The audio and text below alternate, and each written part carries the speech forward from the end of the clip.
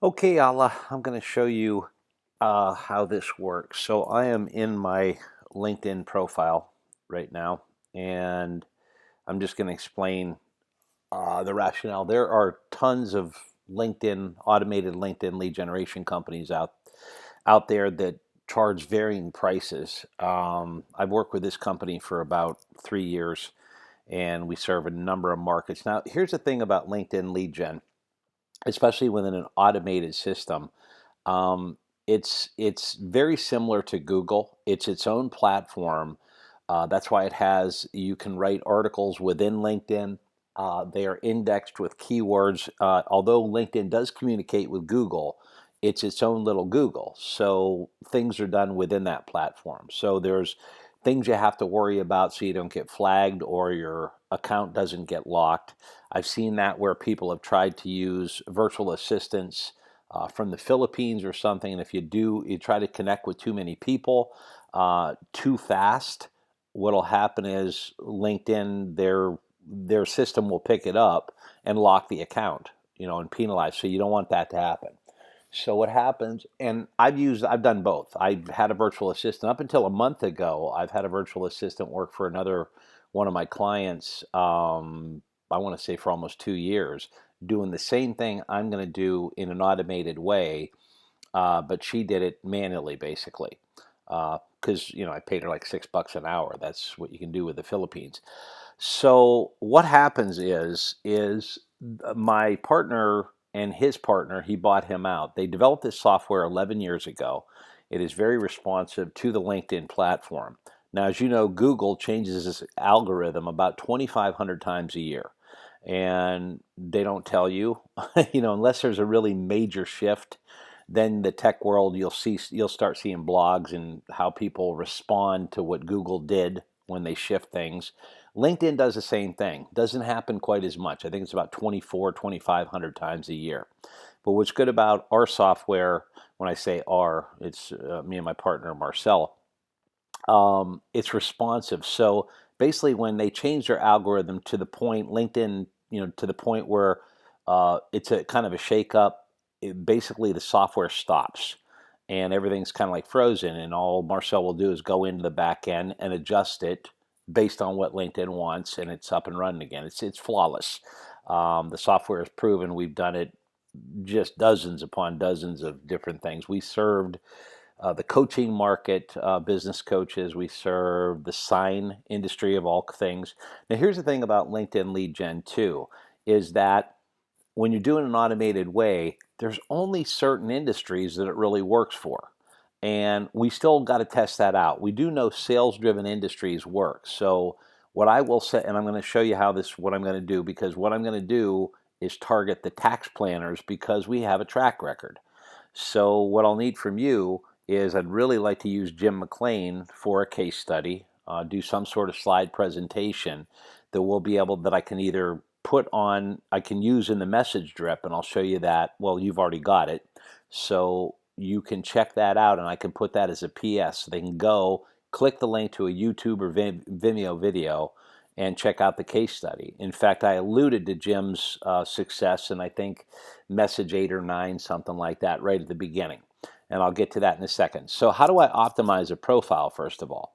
Well, what you do is what people use this is no longer a resume site. This is like a little mini sales funnel, and it's just done within the LinkedIn platform. There's some people that will take people off LinkedIn and send them to a landing page. You can do that too, but we don't usually need to do that.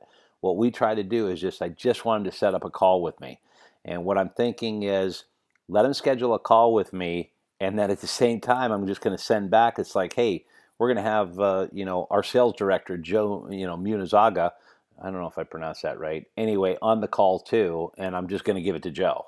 I'll be on the call to make the introduction, but Joe will take it over. So basically, what we're doing is it's no longer a resume site. That's how a lot of people use it. LinkedIn is getting very, very busy over the last year because of the pandemic. People have found out, and there is a lot more traffic on there.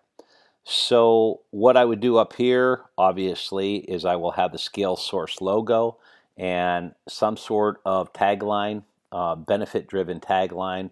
Now, if we're using this, as you can tell by the profile that I wrote it kind of generically to tell what we do at ScaleSource. I didn't specifically make it for tax planners because what we're going to do is, I can target it that way, but it might leave out. I get quite a bit of traction, even though I haven't been posting on LinkedIn. I still get a lot of people searching for me, and at least one or two connection requests a day. Because I forget what I have, something like 5,000. I don't know how many people connections I have.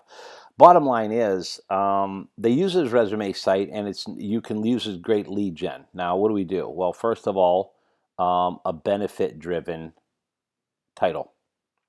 And what I would do, you can see it on there. I don't have that punched up, but I have a benefit driven title, and it will talk about tax planners. Now, what we can do is I can customize the headline to tax planners as well as down, because there's only two things you really have to worry about as far as your profile. It is the headline and your about section. So your headline has 120 characters, including spaces. That's it. All right. But you can get a lot in. That's within 120 right there. All right. And the about section, now that has up to 2,000 characters. So you can tell a story, and you can see how I wrote it. Now, what I can do, and I think that as I talk, I'm talking myself into it, where I should just focus on tax planners. And then if that goes well, we'll keep it there, and we can do a similar program, a similar campaign, using Joe's profile or using your profile, using Ben's profile, and set it up hitting a different market. In other words, if you want to hit the coaching market or course creators market or manufacturers, whatever. So basically down here, as you can tell in the profile, it's just I'm making a case, um, and read the one, for tax planners. I'm making a case for why they need us. Okay, so that's basically it. And then you have the call to action down here. Contact me now for the complimentary and all the information, website, email, blah blah blah. So that's what it is. Now, the messaging sequence is what's cool about it, as opposed to email marketing.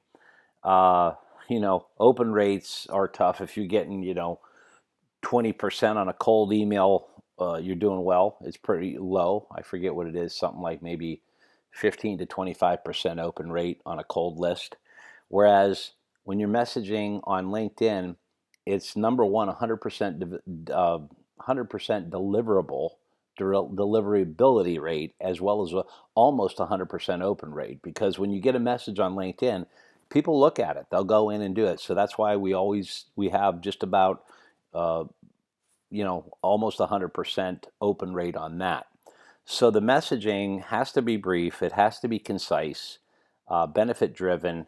What I'd like to be able to do is add the blogs, and like I said, I have a blog on my site about sales funnels, because that's basically what we're selling, and we just build a case. Now, like I said, the message sequence that I sent you, I'm going to punch up a little bit. I want to add more value to it. I want to add the case study. I think that's really crucial to show that we have a track record, and what better track record than with Jim McLean? Oh my God.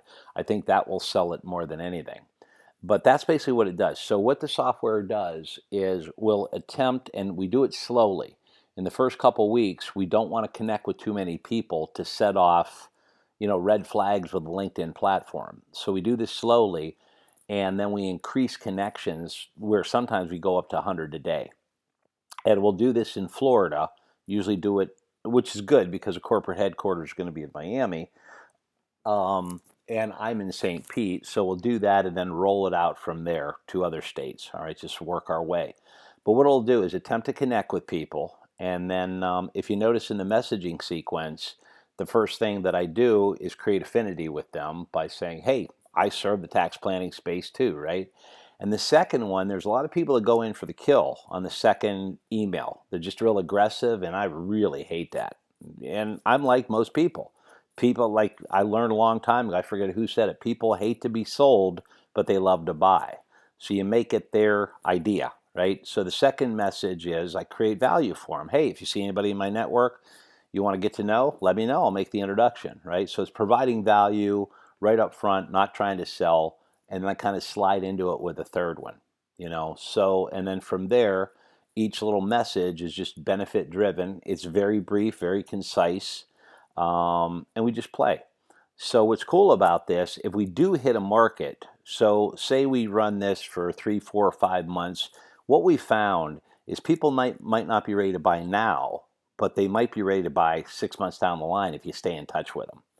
Now, like I said, my partner Marcel has been doing this 10 years and he's seen this trend. If you just stay in touch with them and just hang in there, a lot of times down the line they'll do this. So if we have, like you, Ben, and Joe optimizing yours and we find this as a viable thing, you'll find a market that's pretty hot for it and we can generate leads for it. And it's all in an automated way. You really don't have to, once this is set up, the only thing that I have to do is check my inbox to see if anybody says, "Hey Tim, I want to book a call." So that's basically it. It boils down to your headline speaking directly to the prospect, as well as your about section speaking directly to who you're trying to go after. All right. So that's basically it. I think too, if I'm doing this, that I'm gonna start posting on LinkedIn regularly, articles, and just I used to do this prior to working for ScaleSource. I was posting on social media every day. I would use Buffer, and I was posting on Instagram, Facebook, Twitter, and LinkedIn daily. Articles, memes, even 1 minute videos, just to show that I'm active. And you can see this is my dashboard. It's gone down a little bit. It's usually twice that much, but I haven't been posting, so that'll happen. There I am. I've got about almost 4,000 followers. So yeah, that's basically what it is. You don't have to do anything other than the about section and the headline, and up here a header with ScaleSource logo, and I would say a benefit-driven headline. We should have a tagline, and then let the software do the rest of it. So that's basically what it is. So I hope that explained it. Let me know what you think.